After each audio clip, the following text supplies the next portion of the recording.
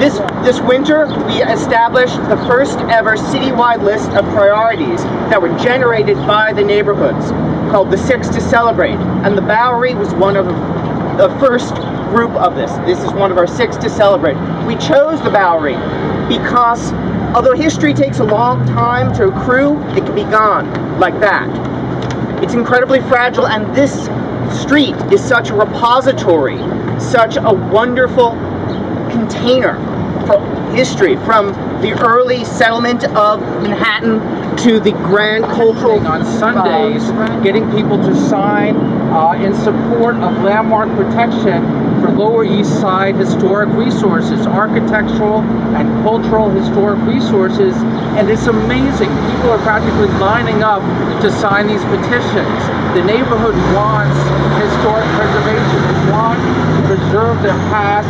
They want So we had a building built by the Stuvesant family, and we will have a building built by the Bhatia Development. Stuyvesant family, Bhatia Development. I don't know, it doesn't seem like it's on the same historical page. I don't know what's going to be built here. I could just imagine it'll look like what's on either side. Lots of metal, lots of glass. But the fact that nearly a building that was around shy of 200 years, that had such a rich history with the founding of a family with this city, wasn't worthy of landmark status, tells us something about where we're going. I always say, in order to know where you're going, you need to know where you've been. Also, Cooper Square here was actually, along with some other parts of the Bowery, the first place that gay Americans could regularly go to without having to be in the closet. 32 Cooper Square, across the street, not that building, but its predecessor, was the Columbia Hall, Paresis Hall, it was also known as.